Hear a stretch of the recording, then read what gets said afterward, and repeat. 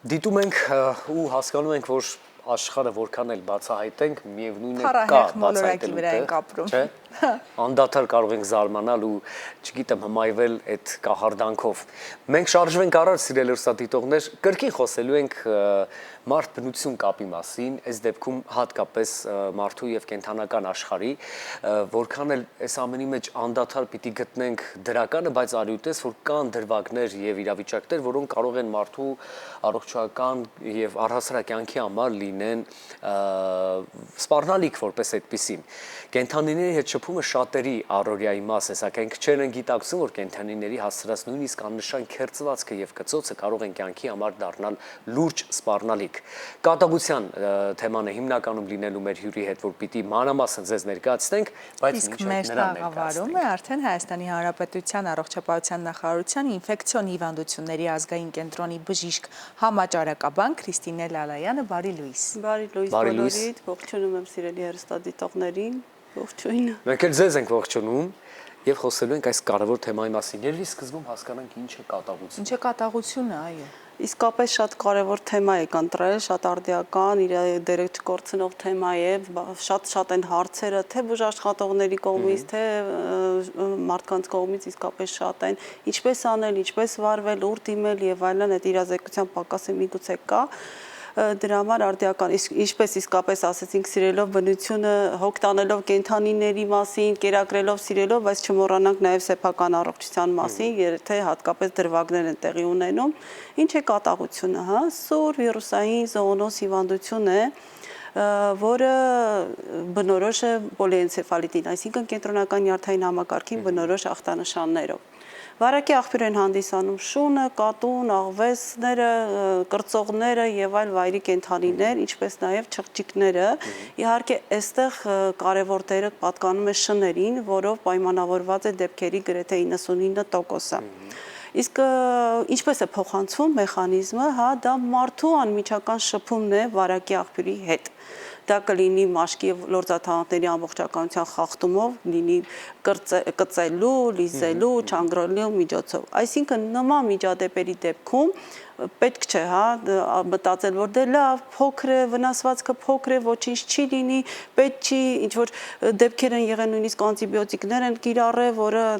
ընդհանրապես իմաստ չունի, պետք է դիմել մասնագետին, ստանալ այդ կյանք փրկող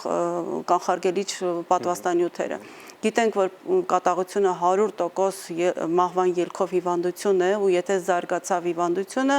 իսկապես մահը անխուսափելի է։ Իսկ ինկուբացիոն շրջանը տևում է մի քանի օրից, կարող է տևել մի տարի եւ որոշ դեպքերում ավել։ Միջինում ինքը 2-3 ամիս է տևում ինկուբացիոն շրջանը, կախված նրանից, թե որտեղ է եղել վնասվածքը, հա, եւ ինչքան հեռու կենտրոնական նյարդային համակարգից, հա, գլխուղեղից, այնքան մի քիչ ինկուբացիոն շրջանը երկարում է, այսինքն եթե ոտքի շրջանում է մի քիչ երկար։ Միջինում այսպես են, որպես ինֆորմացիա նաև ասեմ, որ միջինում 1-2 սանտիմետր է օրական վիրուսը նյարդաթելերով հասնում կենտրոնական նյարդային համակարգ, դրանից կախված է ինկուբացիոն շրջանը։ Այստեղ ուզում եմ ես շատ կարևորել այդ առաջնային բժշկական օգնությունը, եթե անգամ մի փոքր ուշանում դիմելը բժշկի, երկար հոսող ջրի տակ օճառով առնվազն 15 րոպե քերծվածքի, ճանգռվածքի այդ կծածի մշակումն է, որը մեզ կապահովի մեխանիկական այդ թքի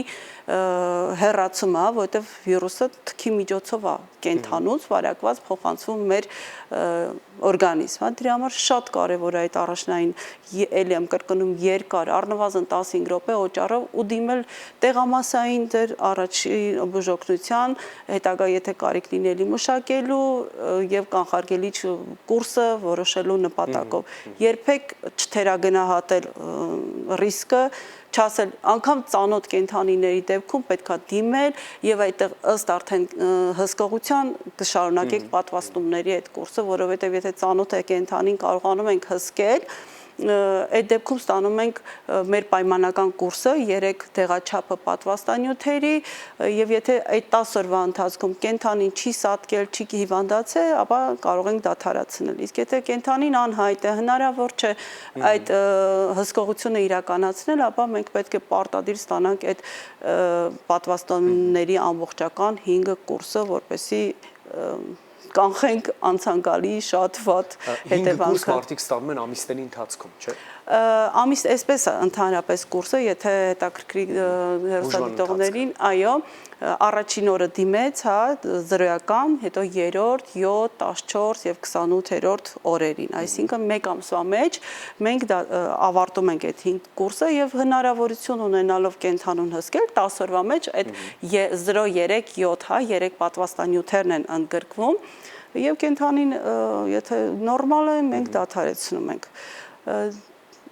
Այստեղ ես մի բան եմ ուզում հստակ ճշտել, եթե կենթանին ինչ-որ քերծվածք քեզ հասցրեց կամ եթե կծել է ու դու սկսում ես քո բուժման կուրսը, բայց օրեր անց եթե կենթանին սատկում է, դա նշանակում է, որ հստակ կատաղության վարակը նրա մոտ կար։ Դե կախված միգուցե լրիվ ավտովթարից մահանա, իհարկե եթե բնորոշ կլինիկական ախտանշաններ կան, ենթադրենք կենթանից պարալիզվում է, հրաժարվում է սննդից, թքահոսություն եւ այլն բնորոշ այդ անկախ ամեն ինչից, եթե դաժե անհասկանալի սիտուացիան է, եթե ավտովթարից ավտոյի տակ չի ընկել, այսպես ասած, չի սատկել, ակնհայտ պետքա կուրսը շարունակել միանշանակ։ Նման դեպքերում ընդհանրապես նաև ուղարկում են վիրուսաբանական հետազոտության, գլխուղեղուն կենթանի հայտնաբերելու վիրուսի առկայությունը, բայց եթե կենթանու մոտ կլինիկական ախտանշաններ կան, անկախ վիրուսաբանական հետազոտության պատասխանից միևնույն է պատվաստանյութերի այդ բուժման կուրսը շարունակվում է անպայման։ Իսկ եթե անդրադառնանք ընտանի կենթանիներին, հա, շներից խոսեցինք, խոսքը գնում է թափառական շների մասին, դրսում գտնվող շների մասին, թե ընտանի կենթանիները եւս կարող են կատաղությամբ վարակվել եւ ինչպես է process-ը տեղի ունենում։ Իհարկե ընտանի կենթանիները եւս կարող են կատաղությամբ վարակվել, որպես կանոն ընտանի կենթանիները իրենց պահողները այդ պատվաստումները ապահովում են, որը միանշանակ է։ Տեսեք, դե որպես կանոն պետք է միանշանակ լինի, տարեկան առնվազն մեկ անգամ այդ պատվաստումները պետք է օրացույցային անցնեն։ Եթե խնամակալը ունի այդ փաստագրվածը, անկախ ամեն ինչից պետք է դիմել մասնագետի, ինչու եմ ասում, նախ այդ պատվաստումների կուրսը հասկանալու համար ինչպես է իրականացրել կենթանու մոտ։ Տվյալ սիտուացիան գնահատվի, կծվածքը, քերծվածքը, չգիտեմ, հա, այդ սիտուացիան գնահատվի ու անկախ ամեն ինչից հաշվի առնելով այս հիվանդության լրջությունը, այն առումով, որ ինքը 100% մահացու հիվանդությունը, կարծում եմ հիմնականում որպես կանոն ինքը հակված է պատվաստումներ ստանալու։ Իհարկե յուրաքանչյուր սիտուացիան անհատական է շատ։ Միգուցե այստեղ նաև կարևոր է տվյալ անձը նախկինում երբևէ պատվաստումների այդ կանխարգելիչ բուժման կուրսը ստացել է, թե չէ։ Եթե անձը նախկինում երբևէ ստացել է պատվաստումների այդ ամբողջական 5 տեղաչափը եւ միջև 3 ամսվա մեջ վերջին պատվաստումից հաշված, հա, միջև 3 ամսվա մեջ եթե տեղի է ունեցել նորից ինչ որ դեպք, այդ դեպքում որևէ կանխարգելում չի իրականացվում։ Բայց եթե 3 ամսից անցել է ու ինքը էլի տեղի է ունեցել, այդ դեպքում արվում է ընդամենը 2 խթանիչ տեղաչափ, հա, 0 եւ 3-րդ օրերին կատարվում է եւ այդ դեպքում արդեն կարելի ասել խնդիր չենք ունենա նույնպես։ Այս ամենի շրջանակում Հայաստանի Հանրապետության առողջապահության նախարարության ինֆեկցիոն հիվանդությունների ազգային կենտրոնը, չգիտեմ, գովազդային արշավների կամ իրազեկման հետ կապված ունենում է կարծոք նախաձեռնություններ, որ մարդիկ կարողանան ձևավորել իրենց մեջ այն կրթություն այս դեպքում ճակերտների մեջ ասած, թե ինչպես ճիշտ պիտի ամեն դեպքում շփվեն կենթանիների հետ, ինչ կանոններ կան, որոնք ամեն դեպքում չպետք է անցնեն, որպեսզի խուսափեն նման երևույթներից։ Տեսեք, ես ասացի, որ գրեթե ամեն օր օրական մի քանի անգամ զանգեր են լինում մեր թեժ գծին, ինֆեկցիոն հիվանդությունների ազգային կենտրոնի եւ այդպես ճիշտ խորհրդատվություններ, ճիշտ ուղղորդումների միջոցով հաղորդումների, սոցցանցերի նման հաղորդումները եւս այդ քարոզչական նշանակությունը կարծում եմ ունի ու իսկապես ինֆեկցիոն հիվանդությունների ազգային կենտրոնը այդ առումով բավականին իր մասնագիտական ռեսուրսները հնարավոր ամեն ձևով ներդնում է ճիշտ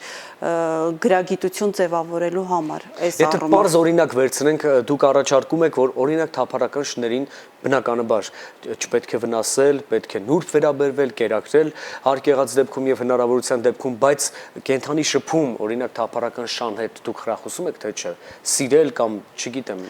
շատ մոտենալ եւ այլն։ Թափառական շների հետ կապված պետք է ամեն դեպքում զգուշություն պահպանել միանշանակ, հատկապես երեխաներին, այ տեսեք, ես միան ստատիստիկ տվյալ մեջ բերեմ նաեւ, որ աշխարհում մոտ 59000 մահվան ելքալի, մահվան ելքով իհարկե այս լինում է, ու մոտ կեսը բաժին է հասնում մինչև 15 տարեկան երեխաներին։ Այսինքն այդ երեխաների այդ անմեղ թվացող այդ սիրելու եւ այլն process-ը կարող է իհարկե ճակատագրական լինել։ Դրա համար իսկապես թափառող շներին հատկապես պետք չէ տենց մոտենալ, չգիտեմ, թեկուզ ավելի ագրեսիվ, թեկուզ ավելի կերակրելու նպատակով երբեք չեն կարող իմանալ էլի ինչ ռեակցիա կտա շունը։ Կարծում եմ խրախուսել պետք չի խրախուսվում ամեն դեպքում, ու եթե հանկարծ ինչ որ դրվագ է լինում, անպայման դիմել տեղամասային իրենց պոլիկլինիկաները։ Տեսեք, ինֆեկցիոն հիվանդությունների ազգային կենտրոնը այդ առումով մի քիչ միգուցե այդ քարոզչական բան, բայց ամեն դեպքում շատ ակտիվ այդ քարոզչությունը կատարվում է, ինչպես անել, լինելու դեպքում ինչ անել։ Շնորհակալ ենք ձեզ կարևոր հարցազրույցի համար, որ ժամանակ գտաք ու միացաք մեզ մեր տաղավարում, օրվա դրական շարունակություն ձեզ մաղթենք, ու եթե կարևոր բաներ չունենք ավելացնելու, մենք շարժվենք առաջ։ Ես էլ եմ շնորհակալ, եւս մեկ անգամ ուզում եմ զգուշացնել, որ պետք չէ թերահավատորեն, պետք չէ իսկապես այ մեր կենտրոնում, ասեմ, որ 24 թվականի 1 դեպք ա եղել կատաղությունից մահվան, ու մեր կենտրոնում ա գտնվել ինֆեկցիոնում, 25 թվականին 2 դեպք ենք ունեցել եւս, որից մեկը եղել է հենց մեր կենտրոնում, ու այդ դեպքերում ուղղակի մարդիկ չեն դիմել բժշկական օգնության։ Այս շատ ուզում եմ կարևորել այդ փաստը, որ անգամ եթե իսկապես դիմեք ու մասնագետը ասի, որ չէ, կարիք չկա, հա, չգիտեմ ինչ սիտուացիա է եղել եւ մասնագետը կարող է ասել կարիք չկա, դիմեք, անպայման դիմեք, որովհետեւ հիշեք, որ կյանք փրկող այդ կանխարգելիչ միջոցառումները շատ կարևոր են ու իրենք մոտ 98% հավանականությամբ ձեզ երաշխավորում են։ Շնորհակալություն։ Լավ օր, շատ հաճելի էր։ Փոխադարձ մենք ենք ուրախ եւ հայտնում ենք մեր շնորհակալությունը, շարժվենք առաջ, սա առավոտ լուսոն է։